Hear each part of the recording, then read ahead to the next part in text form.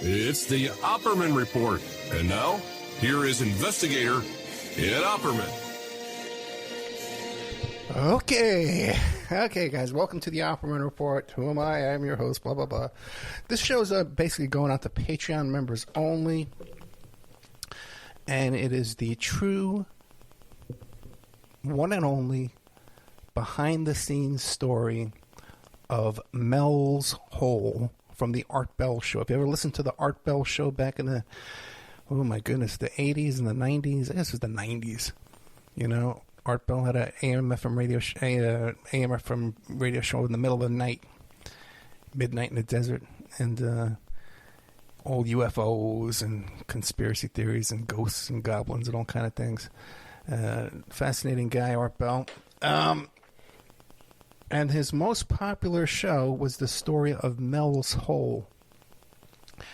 There was a guy supposedly named Mel, either Walters or Waters. I think it was Mel Waters. And he lived up in Washington State. And there was a hole on his property that his family had seen this hole for years. They lived with this hole in their property. They lived in peace with that harmony with this hole. And so, they used to throw their trash down the hole, And, he decided, well, let me measure this hole and see how deep the hole is. And he had like 6,700 feet of twine or wire or something like that he lowered down into the hole, and it still wasn't to the bottom of the hole. So it was like a bottomless hole, allegedly, on the bottom of his property there. And then he even went on to say that, his dog was sick, and his dog went to sleep by the hole, and then the dog, was better. It was healed. The hole healed my dog. And then it got crazy, and he called in to Art Bell. And I know the whole story behind the scenes with this. And of course, who else knows? And then, the story started getting bigger and bigger. And, look, if you look on Google Maps, and this is even before they had Google Maps, the location where Mel's Hole is covered on Google's Maps. You can't see it. And then the military came in the next day and cordoned off that whole property. And the local Indian guide, was a friend of Mel's. The story just got bigger and bigger and bigger and crazy and crazy and crazy. So I'm going to let you listen to this the story. It's like 35 minutes long. I don't think I'm going to play the whole thing. That Art Bell played the first time. And then, the show took on enormous proportions and legendary fame of Mel's Hole. And then Art Bell, actually, his very last show before he quit, they had a reappearance of Mr. Mel Waters and Mel's Hole. But I know the whole real story. It was a made-up story. I know the guys who wrote it. I'm going to tell you about the guys who wrote it and how crazy and weird they were to be on top of it. So there's some good stuff coming after this show here. You're going to hear the real inside gossip. And these were people involved with the old Art Bell feud. If you don't notice, I helped negotiate the Art Bell feud and settlement. And I was a witness in the Art Bell feud. And, did an affidavit from Mr. Art Bell. Met Art Bell in person a couple of times in New York City. And then met him at the Harvest Festival in Pahrump. After I moved to Las Vegas, we went to his house afterwards and hung out with Art Bell. Spent many, many hours on the phone with Art Bell. And, man, let's talk about Mel's Hole. Okay, what can I do? Let's play Mel's Hole. The bottomless pit in Washington State. Mel's the guy with the never-ending hole, and we're going to ask him about it here in a moment. Now to Eastern Washington. I guess this is Eastern Washington. Mel, are you there? Yes, I am. First of all, Mel, thank you for answering. What are you doing up at this time of the morning? Well, after I sent the fax, I'm living in town here now because we had a couple of our buildings out there cave in after the big snows that we had out here last month. Oh, yes. And so thereby goes some of the construction debris into the hole. So. All right. When did you discover this hole? Well, the hole has always been there. We've been out there for a couple of years now, and the hole has been there since we've been there. It's been there since the previous owner was there, and the previous owner there was quite elderly, and I'd say he was there for a good 30, 40 years before we moved in. Wow. And then and so there's been a thing of throwing stuff down this hole for a long time. It's been going on, as for as long as the hole has been there, I assume. When nobody knows that, I guess. All right. How do you pronounce the name of your town, Manastash? Monastash. Monastash. Right. That's right. Thank you. Actually, I'm in, right now I'm in a little town called Ellensburg. Oh, I know Ellensburg. All right. You must know about a rodeo here then. Oh, sure. Okay.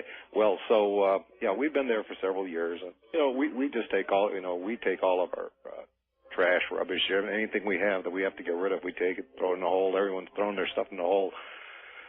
The people from around there throw all the stuff in the hole. I mean, it's just been going on for a long time. Well, I got this thinking one day, how come this hole is not filling up? It must be an awfully deep hole. That's a good thing to consider, sure, as you throw stuff in it for decades, literally.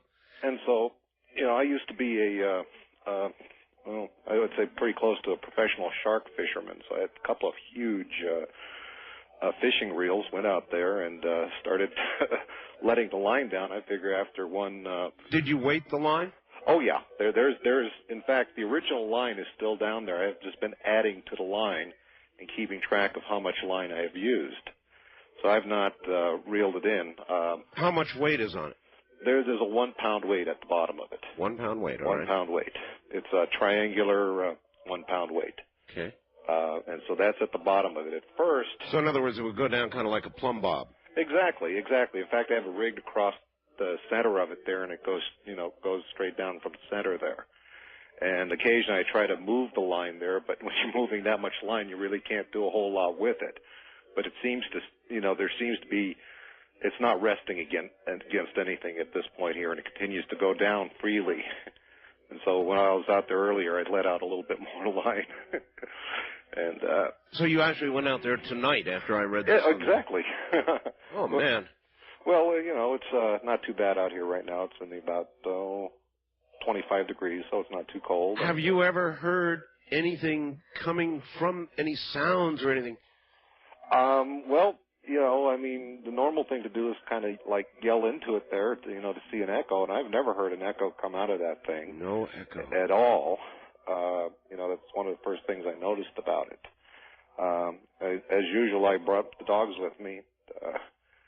They wouldn't go anywhere near the damn thing, and I went back to the Suburban and hung out over there, so it was kind of if I try to bring them there on a leash, they'll just dig their feet in. They do not want to go anywhere near the hole. And so that's, I don't know. It's just... Well, you've got miles and miles of...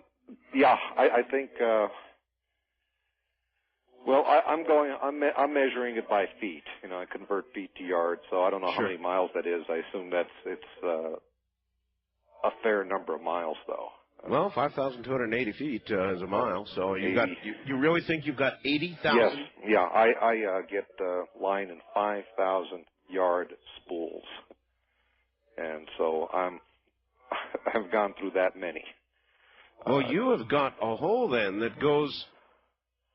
Well, you can't say to the center of the earth, but you've got a hole that goes miles and miles and miles into the earth. I would think a university would be out there, boom, just like that. Well, my wife does work for a local university here, and, we've been talking to them about it, and one of the things is they find it quite incredible that I've let that much line into the ground, but that's what I've been doing. Have you ever thought of winding it all back up again? Well, when I let out the first 1,500 yards of line, I reeled all of that back in. Yeah. And I wanted to know if I had hit water down there, because I thought that's a lot of feet. You bet. That's 4,500 feet of line. Did I hit water? So I did. What I did is I sent down a roll of lifesavers. Lifesavers? Yeah. So when it hits the water, the lifesavers will dissolve. That's true. Oh, I see. So very smart. So it's an old shark fisherman's trick there. We used to send our bait out on a balloon attached to a roll of lifesavers, and the bait would go out into the ocean on the tide. Yeah. And then eventually the lifesavers would melt, and the bait would fall to the bottom. You couldn't cast a big old mackerel out there that far. So that's amazing. So, what do you got any guesses? I don't. I have no idea. I thought it could have been a mine shaft, but the thing about it is the surface part of it's been very well cared for. I mean, someone built a very lovely wall around it. And all right, tell me about the nature of the side of the walls. In other words, you must be able to look down far enough, at least, to examine the side of the walls. Sure. It's stone for about 15 feet down. Yeah. And then after that, it's soil, dirt, and then further down rock. So but I can only see to the extent of really powerful flashlight. I brought halogen lights out there to try to get a better look down there, but the visibility really isn't there. You cannot see much after a while. But it's a retaining wall. I'd say it's about a 3.5 foot retaining wall, and it goes down about 15 feet, and then it's... Well, I'll tell you this much. No matter how powerful a light, and I was even thinking about a laser, when you're talking about 80,000 feet, forget it. No. Well, they should have some technology that can give me an idea of how deep this thing is. I mean, obviously, the old fishing line method is only going to go so far. What we need here is a volunteer. Real, I'm serious. Somebody who would be willing to be lowered into this hole. Well, I don't. To be honest with you, I don't even know if there's any air down that far. I mean, I wouldn't know about that either. Or that's what true. kind of pressures we're dealing with. These are things that are totally beyond my grasp in terms of knowledge about these things. But do you own this property? It's our property, yeah. How long have you been working on this? Well, we've been out there for a couple of years. I said about 4 years now. But this project here with letting down the line, that's only been since last summer here, and it was just I said, well, how come this thing isn't filling up? Well, sure. And I talked to the neighbors around there, which are when you're out there in the country, your neighbors are pretty far away, but they all know the hole out there. They all know about it, so it's because they all bring their trash out there. So the local legend of the hole. Yeah, this could be an apocryphal story, but one guy claims that he threw his departed canine down into the hole. Oh, really? And he swears. Well, the story is the guy that did it swears the dog actually came back to him, and he was a hunter. He was a hunt. The story is that he was a hunter, and he was out there hunting, and he saw the same dog. He had the same collar. He had the same little little metal thing on his collar there, and he said it was the same dog. And he says he knew he threw the dog into the hole. But that's not my dog. That's not my. It's not your story, but it's a story of a resurrected dog. Yeah. This is as you can well imagine, this is all Native American land around here, and so one of the lines of inquiries I'd like to make is is there anything about this hole in regards to the Native Americans? That's something I haven't really pursued right now. But if you had a fatal disease, Mel, would you jump in the hole? I would. You would? Just based on the dog story? It is in my will. What? Should I meet my demise, that you would be thrown in the hole? Disposed of into the well. I'm not sure the health department would allow that.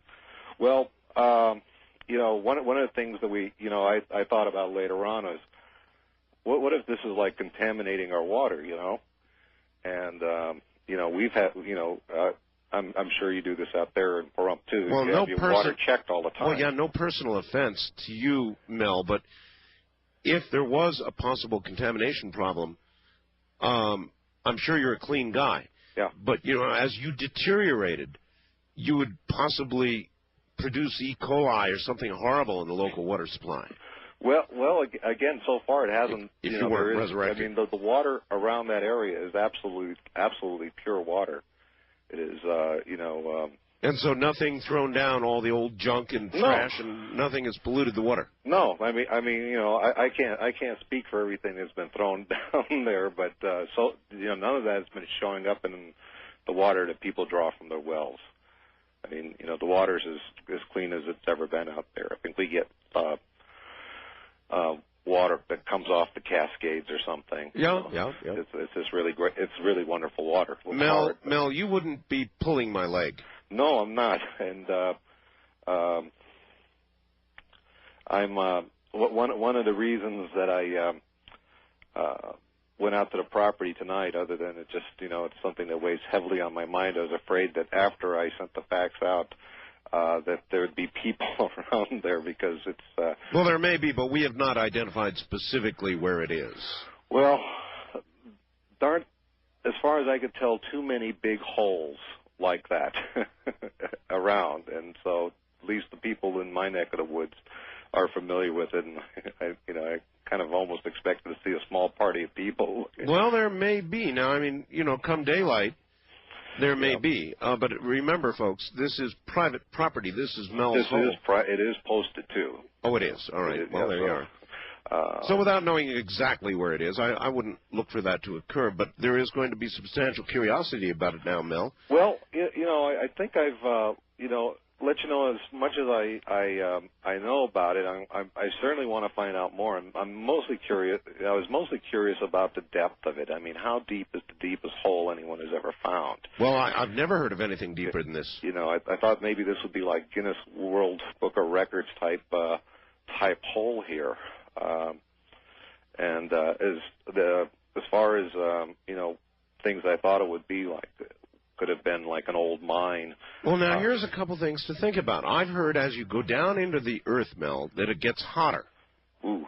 Right? So yes. You would think that your fishing line with a weight on it at some point would melt or, something, but there's still weight on it, huh? Yeah. The line is not moving freely. I mean, it still falls under its own weight. Oh, that's amazing. Let's let some of the audience ask you questions. Okay, I think I can do that. All right, because I just might be missing something. Wildcard line, you're on the air with Mel. Hello. Hi, Art. This is Dave in Milwaukee. Hi, Dave. Hey, I was listening to this. Very interesting. Yeah, it is. I just wanted to let you know, I looked up an encyclopedia, and the Marianas Trench, which is the deepest hole we know about. That's in the ocean, right? Right. Is 36,000 feet deep. So this is... certainly over double that already. Right. And it also says, under mining, that with current technology, we can only go down about 1,600 feet. Wow. That's great. That is great. So you've got something here that already qualifies for Guinness. That is wonderful. Oh, gosh, I like that. That's great. You said 1,600 feet? That's what they said, yeah. 1,640 feet, it says, with current technology is about as deep. All right. Thank you very much for that information. So already we now learn that you may have a Guinness qualifying hole there, no question about it. Gee. But I want to know, inquiring minds want to know, I would think even if we just had somebody lowered past the 1,600-foot mark to see what's down there. That would be cool, but it wouldn't be me. You wouldn't do it? I wouldn't go down in the hole. At least not while you're still alive. No, then I will, but I mean, for the time being, no. I understand. All right, east of the Rockies, you're on the air with Mel. What if the rope broke? Yeah. Well, that's true. Mel? Yeah, hi. Where are you calling from, sir? I'm in Austin, Texas. Austin, Texas, all right. Yeah, you mentioned earlier that you would like somebody to be lowered down into the hole. That's right. I would be willing to do that. See, there you go, sir, a volunteer. We've got a volunteer. I mean, obviously under certain conditions. Like what?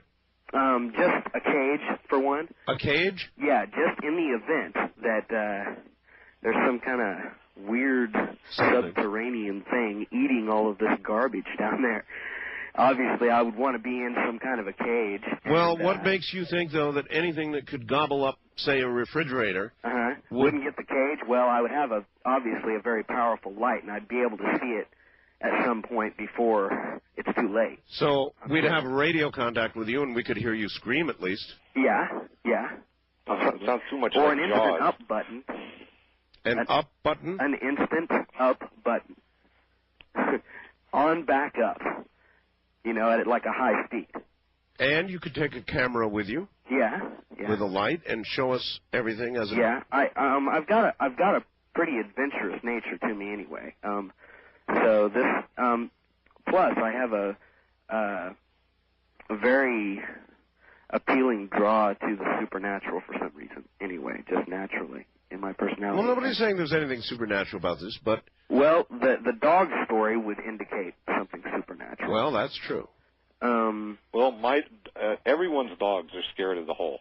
Yeah. It's not just my dogs. No, that's a very good point. In other words, true. other dogs won't go anywhere near the hole, huh? Yeah, my dogs will follow me everywhere. I mean, no matter where I go, they're, Except to the well. Uh-huh.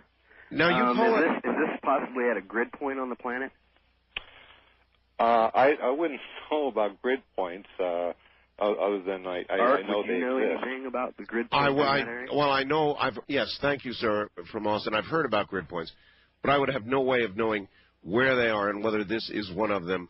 I wouldn't know. Now, this is just a hole. And he's right. There is something a little paranormal about it when you consider the dog story. I tell you. Well, here's somebody from Las Vegas. Mike suggests that we throw a cat down the hole. Listen to the cat scream as it goes down. It's a horrible idea. I don't know about people who do that, throw down a cat. Oh, man. And you hear the echoes sort of going down. I'm not for that at all. All right, Mel, here comes some more people. First-time caller line, you're on the air with Mel with the hole. Art, why don't you have somebody, I know you're connected with somebody that's got radar available. Radar would be the way to go to find out the depth. Well, would radar go down a hole Absolutely. without hitting the sides? You don't need a fancy radar to do it. You mean like a... What about sonar? No, I guess No, sonar you couldn't use because you don't have anything for the medium to go through, like underwater for sonar. Yeah. But radar would definitely work. In other I was words... just curious if you'd call a government agency to come out. But wouldn't radar return a hit from the sides of the hole and bounce around down there? No. No? Purely directional radar. What do you use when you're driving down the highway? Well, you use radar, but exactly. That's out in the open. That's not in. I don't know enough about radar to know if that would work, but it's a good idea. Well, I've used it for years, but all right, that's the way to try it. All right, that's. How about a cop's radar? I'm not sure if they'll return an echo off of that. It's possible. All right. Well, it would tell you how fast the hole was going, wouldn't it? Yeah. Tell you how fast. Cute, Mel. Wild card line. You're on the air with Mel. Hello. This is pretty funny. Good evening, Mel. Hi. My name is Barry. I'm just hop, skipping, and jumping away from you down here in Yakima. All right. And I'm awful surprised I haven't heard of this before now. Well, now, Mel hasn't made this public as far as I know. Have you, Mel? No, it's just on my land. I see. So my neighbors know about it. But, I mean, wait. This is the first public announcement of the hole? As far as I know, there's no newspaper accounts of it, not in the Daily Record or in the well, there will be now. Herald. There will be now. Well, as usual, you've heard it here first, folks, on That's our right. bill. That's right. Before I get serious, I just wanted to kind of lighten things up here and ask if you'd considered making a contract with the refuse collection department from Yakima County. You could probably make a killing on that. I read an article in the paper how they wanted to close down our local dump out here, and I almost seriously suggested. Listen, here's another possibility for you. Do you know that I live near an area where there's supposed to be a high-level nuclear dump? Now, if this is really, in effect, a bottomless pit, whoa, you may have something that the U.S. government wants. So I could, rent this thing out. You're damn right. And move away as quick as possible. Well, yeah. Anyways, I wanted to mention here, we've got many mediums of technology, and the gentleman who suggested radar, I think, was onto something. Mm-hmm. Say for instance that Guinness came out and was going to, they're pretty thorough with their investigation before they're going to print you. Yeah, that's but true. Anyways, maybe the way to go is to have someone lower in a sensors package, which is something that measures for noxious gases, temperature, and I'm sure they could focus a radar, probably pencil thin, mm-hmm. and just hook it up to a endless supply of cable and lower it down. I think that'd be awful interesting. Look, I'd be interested, even if we don't get a hold of the guy from Austin, to lower a camera and a light down. You know, when I was out there this evening, it's kind of a sort of a full moon out there, and one of the things that occurred to me is maybe this has some sort of astronomical type thing. What do you mean, Mel? Well, you know, it's like, you know, how you know, the various pyramids and things in Egypt, you know, are supposed to be lined up on various star systems or whatever. Well, was it a thing like where the moonlight was shining into the hole? Well, no, but I just, you know, happened to notice, you know, the full moon, and all of a sudden it just sort of put two and two together there, you know. You've never felt drawn to the hole personally, have you? I mean, in terms of, you know. You mean in terms of some sort of spiritual involvement, or no suicide? No suicide. No. I mean, I keep the lid on it there because it's an attractive nuisance. You don't want local kids there climbing on the wall and falling in. There's actually no way of knowing whether people have gone in. Because they'd be gone. Not in my down with a refrigerator. You know, again, if I can find out something from the local Native Americans on, you know, maybe with some sort of burial thing, or you know, I mean. And you can drop a big rock, and you can hear it going down, probably bouncing off the walls or something, but you never hear a splash. You never hear a splash. I've even taken like old television tubes, you know, the picture tubes, and. You've dropped picture tubes down there? Yeah, I've dropped. I hate to say this here, but I've dropped more than one of them down there, and I've never heard it implode or anything. Nothing. EPA, you probably shouldn't say that on the air. Well, they'll come and get you for that. I mean, TV tubes. Well, it is my. It's your own property, I know, but these days, Mel, doesn't make any difference. I mean, tomorrow morning you're liable to wake up and there'll be tanks in Boutros Ghali will be there. That's true. All right, east of the Rockies, you're on the air with Mel. Hi, WKXY, Sarasota. Sarasota, Florida, Let me say, let's throw Mike from Las Vegas down the hole. Really? Okay? Yeah. Okay, you know, he's the cat. Okay. I do have a question for Mel. You're a fisherman, right? Yeah. Okay. Have you ever felt a tug on the line, and if you did, what would you do? Well, I don't have a hook on it. There's just a large, there's a 1 pound weight. Yeah, but she's saying if something obviously was pulling on that line. What would I do? Yeah. What you do? I'd run. Yeah. I'd seal that damn thing up, and I'd never get near it again. Yeah, I'd put the lid down on it at that point there and say, that's it, the dump is closed. And at any point, did you ever pull up the weight and look at it? Yeah, I asked that too. The first series of letting down line, when I got about 4,500 feet down there, I had a roll of lifesavers down on the bottom to determine if there was any water down there, and of course, if there was water, the lifesavers would melt. I didn't do that. But since that time, I've let the line continuously go down. I've just spliced on to the end of the line and continued. Yeah, just trying to find out where the bottom is. Yeah, that was my main question. It's like, how deep is this thing? Where does it go? You know, well, it goes into the earth, but you know, how far does it go before it'll stop? You know. All right, thank you, ma'am. I think that a light and a video camera. I mean, Mel, you could have a special as you got down past, what did they say was the deepest hole, 1,600 feet? 1,600 feet. As you got down past 1,600 feet, you'd have a network special on your hands, Mel. That would be good. I'm thinking about putting up a web page on it there if I can get one of those. What's his name? Rivera would come. and they'd lower him into the hole. Only if we were all lucky. West of the Rockies, you're on the air with Mel. Hello. Yeah, this is Terry from Bremerton. Hello, Terry. Oh, you're up in Washington again, yeah. You're right. Well, I was wondering about how much does 15 miles of fishing line weigh? I have no idea.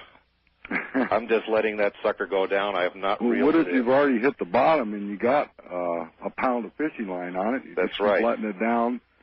Yeah, I already should hit the bottom. I should weigh one of those spools because I'm getting them in 5,000-yard spools. Yeah. And so I should weigh a spool and sort of deduct the cost of the spool itself and see what that would add up to in terms of how much that weighs. Miles. So in other words, it could have hit bottom some time ago, and simply the pure weight of the line. Right. It doesn't feel like it is reached bottom there. There's no slack in the line. But even so, well, there might not be with that much weight. But even if that's true, caller, think about it. He's still got the deepest hole ever heard of in the world. Yeah, he does. But the weight of the line would keep pulling the line down. Yeah. But there would be so much line down there by then. But what pound test line is it? I'm using 20 pound. I couldn't 20 pounds. afford to go much Do you think you have higher. 20 pounds of line on it already? Pardon me? Do you think you have 20 pounds of line in the hole already? I'm sure there's more line than that. It would break by then. You know, we're talking how many? There must be a lot of tension. I have about 20 spools of line. A lot of tension on that. Yeah. 20 spools of line on there. Wow. And it's still hanging on there. You know, I'm that weight continues to go down. I don't know if there's a way of weighing that thing, as it is. Yeah, I was just interested in how much the line would weigh itself. I could probably do that. Get one of those hanging scales. Sure. And the spring operated and stuff, and just sort of knot it off up there. Yeah, why not? It's worth a try. And the other thing that's worth a try, I suppose, although you'd be cranking for a long time, would be to crank it back up again. Well, no, I could just weigh like one spool of line and multiply it. I think I'm up to about like 18 spools of line right now. So, it wouldn't be too hard to get a weight on it. All right. You'll report back to us on that?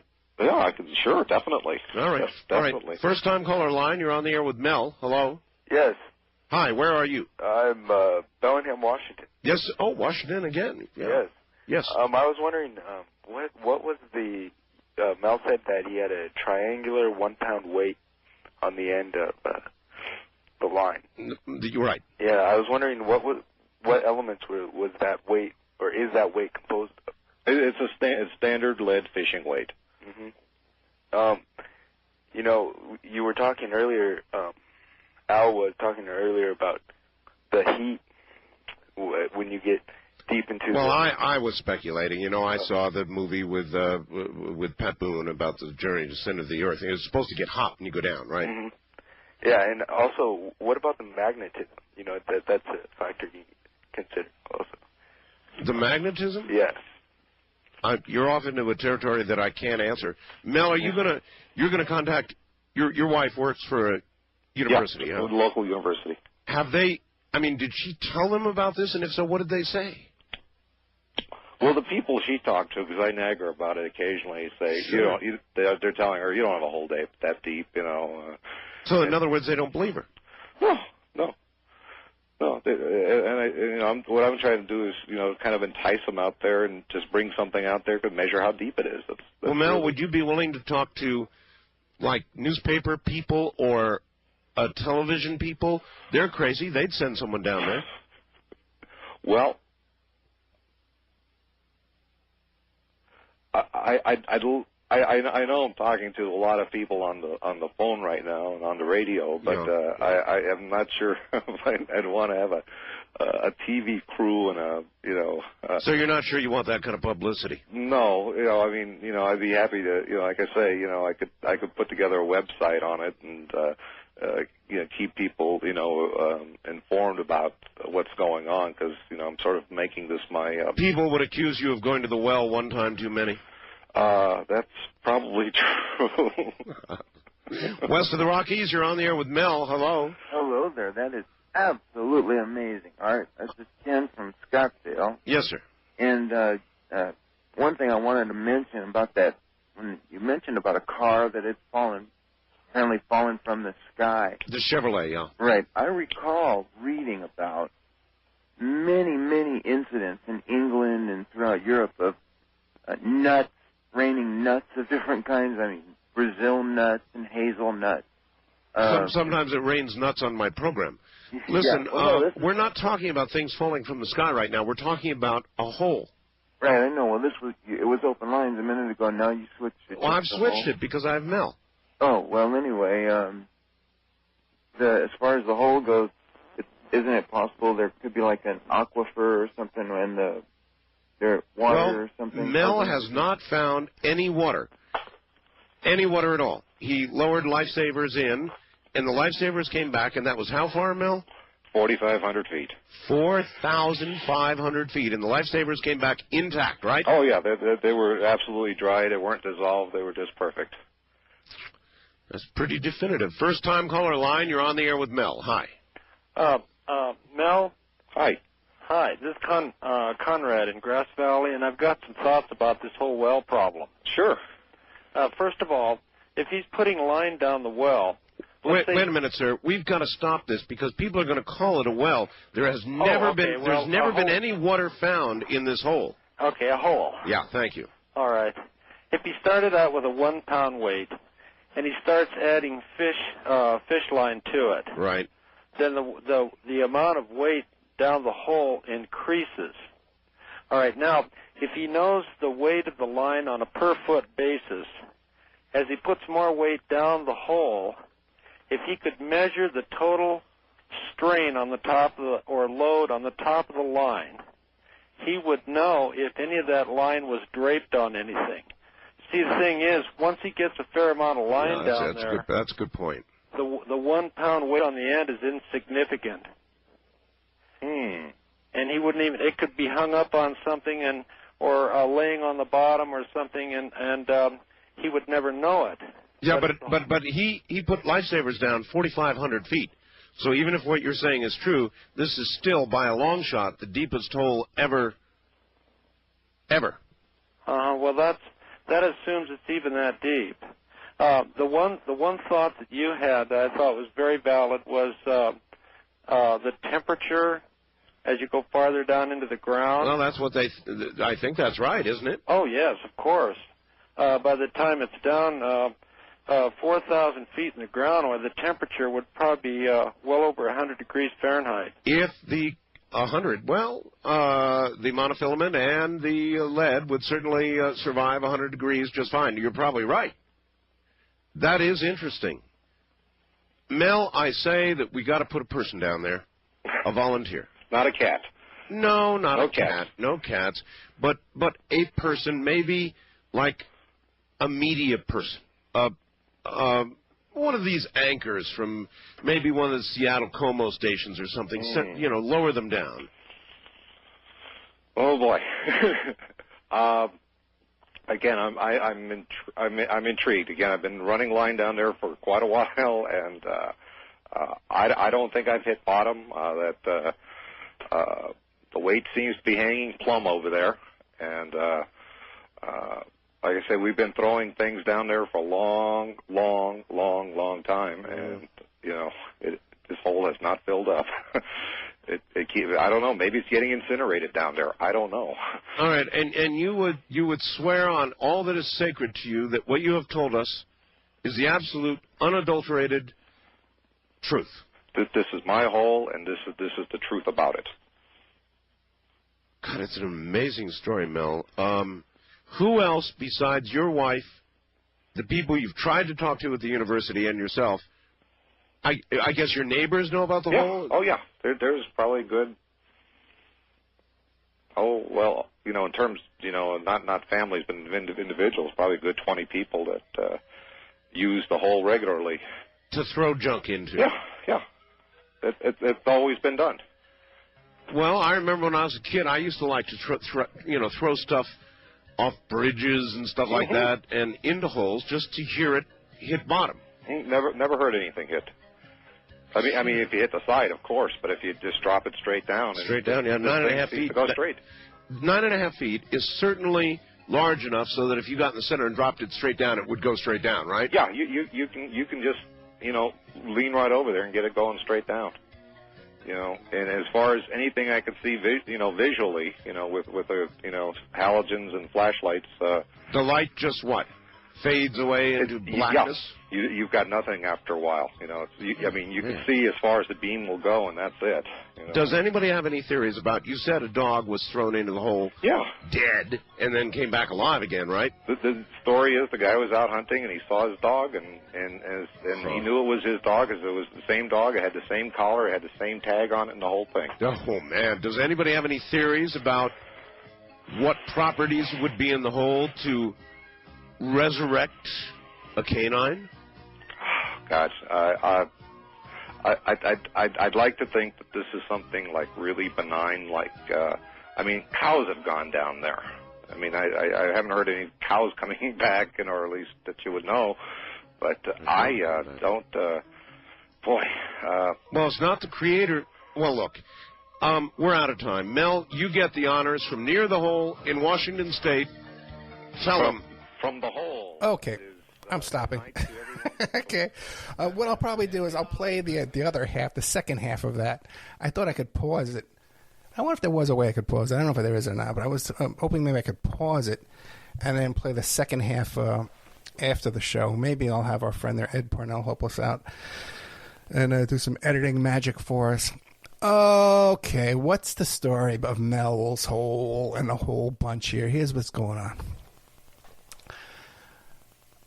I've told a story in the past about my involvement with Art Bell feud and the lawsuit and all of that. And this is all part of that situation. Now, when I first became involved in the feud and the lawsuit, it was going on for a bit of time. And then this group showed up. Okay, because we were bickering back and forth on these different message boards. And then this group showed up all at once. And this was a group called Spam House, SPAMHAUS. And they had run these alt Usenet groups called Art Bell. And they were really fascinated with Art Bell's trailer because he lived in a trailer in Pahrump, which is a very nice home. It was a trailer home, double wide trailer home in Pahrump. Very nice neighborhood, cul-de-sac. But they used to call it an Airstream trailer. They were trying to say that Art Bell lived in an Airstream trailer. By the way, I got to take my hat off to Art Bell, man. He went on there for 35 minutes, made that thing so interesting. The story's not that interesting when you listen back to it. The stupid whole story. I was never fascinated with it at the time, but this thing was huge, man. People love this freaking story. And Art thought it was the biggest story too, that he would have it back on his last show. So this group Spam House shows up, and we're obsessed with Bell and Ramona and stalking Bell and in this bizarre online parody, they would call it. And they would make these parody pictures and these parody websites about Bell and his wife Ramona. And they also, when they showed up, they said, "Oh my goodness, what's going on here? There's a controversy about Art Bell that we're not involved in, that we're not running, that we're not trolling. We're not trolling Art Bell here, and there's somebody else complaining about Bell. This is our turf." And they came swooping in with furious anger, like the scene in Pulp Fiction. Okay. And there was this one character in this bunch. He used the screen name Fellini 8.5. Okay, and I know his real name. I know who this guy is. I got his real. Maybe I'll tell his real name. Maybe I won't. He's a real weird guy. And he was like the most offended that someone else would be stalking and trolling Art Bell rather than he and his friends. That this was their domain to be doing this. So one of the things he bragged about, and also too, this group, Spam House and Fellini and his friends, they were very cruel online trolls. And there was this woman who had a son who was, I forget what he had. It was, we talk about it now, like Asperger's or what are those things? Not ADHD, but Asperger's. What's the other one? Autism, right? So he was on the spectrum for that kind of stuff, and they used to call him her tard son. And they were just brutally cruel to this woman. And there were a couple of women who were witnesses in the Art Bell lawsuit against David Oates. And they were brutally cruel, stalking these two women who were had very fragile personalities to begin with. So I was prominent in this big Art Bell debate, even though I wasn't an Art Bell. I was nowhere like consumed or a fan of Art Bell like these characters were, not even close. I had just stumbled upon this debate one day when my bathroom was being remodeled. Okay, I had some contractors over in my home remodeling my bathroom, and so I couldn't shower, I couldn't go out, I couldn't really do anything. So I was like cooped up for a couple of days, and I was, twirling around. I was surfing around online, and I found this feud, this debate. There was a link to it on the Art Bell website, and I went there to check it out, and I made a couple of comments, and everyone thought that I was Art Bell. They thought that I was Art Bell posting undercover because I had an AOL IP address, so they assumed right away that I was Art Bell. And I just debated with everybody all night long and all day long, I think that's around the time that I was trying out that Provigil for the first time. Okay, and I think that gave me a little extra focus and attention to this little debate here. But I remember showing my wife and showing her the message board and saying, look, I'm look at all these people, and I'm debating all these people at once, and I'm kicking all their little asses all at once, So the one who was the most offended with this was this fellow Fellini, who was bitterly upset with me that I was getting all this attention, personal attention from Art Bell and personal attention from David Oates and these people involved in the feud. And here he had invested all this time and all these years into trolling Bell and making these memes and these pictures of trailers and double wides and Gulf streams, and he was just became obsessed with me. And he would write these things. I would mostly ignore him. Especially at first, I didn't know who this guy was. I dismissed him. This guy, because he wasn't like a regular debater in our group, so he wasn't anybody to be considered, And he would write these things. Ed, they thought my name was Observer. No one knew my name was Ed till later on. He goes, it's you and me, mano y mano. Man against man, you and me. Let's debate. Let's face up. I'm like, who are you? Why would I even care? So it turns out he started bragging about how he had written Mel's Hole. Okay, so fine, you wrote Mel's Hole. Okay, big deal. I don't know how much. So that whole thing you heard there was scripted. The whole the character of Mel Waters is a scripted character. The story was scripted. I don't know how many of the phone calls were scripted as well. I'm sure some were. Even myself, when I used to do radio on WBAI back in New York City back in 1979, that's how old I am, guys. I would call in. I would be a caller, but it would kind of be like scripted in advance. They would know I was calling in. I would be calling in with little bits that I had prepared and stuff like that. They had a special phone number to call into. I had special equipment to call in with. So I believe this is possible that's what went on with Art Bell and this group, right? Now, when I met Art in person, because I think things were really, when I met him in person in New York, he had come for a book signing with Whitley Strieber. And I think things at the time were really heating up with Spam House, and I could see that they were being abusive toward him and stuff like that, and I was helping him out with other matters. And I said, well, what about these Spam House guys? He says, I'm not going to sue Spam House too. I'm not going to sue them also as well, And then this other guy was always going on and on about how he had written Mel's Hole and he was the writer of Mel's Hole. So later on, when it came more public, and I was publicly negotiating the settlement, and I had done a witness statement, I had made an affidavit of my experience in this whole thing, and how one of the defendants had told me that they were planning to take the summary judgment and then declare bankruptcy afterwards. And you can't create a debt and declare bankruptcy later. That's against the law. You can't do that. So when I put that in an affidavit, then they had to settle. That I was told that. Around this time, one day, I get a knock at my door. And this is in Henderson, Nevada. I had this beautiful house on the golf course down there. And this guy knocks on my door, and he says, "Oh, I'm here to meet the real estate agent. Can I come in and use your phone?" And I says, "No, there's no real estate agent here. There's no real estate agent here, nothing like that." And I look at his car, and he had like a landscaping truck, like a pickup truck with landscaping equipment in the back. Maybe there wasn't landscaping equipment in the back, but it was definitely a landscaping type truck. Okay, like this wasn't the kind of truck you would drive from California all the way. This guy was in I think it was Santa Maria, California, like Northern California. This was like a 9-hour drive. This guy to drive to my place, knock on my door, to see what I looked like, and then turn around and drive back. So I tricked him. I says, okay, listen, you can't come in, but I'll go get my phone. You can use my phone. So he made believe he dialed my phone, but then when I went inside later on, I hit redial, so he didn't make any phone call. He was pretending. So I knew, I'm not stupid. I knew something was up. I saw he had a California plate. So that was the guy. That was this guy, Fellini. This guy was so obsessed. I've always had this thing with these online stalkers, man. I don't know what it is. I was doing no radio, no voice, no nothing. None of this personal talking on the air where people think they know me so well and they think they have this intimate relationship with me. This was just from typing on the internet on a message board.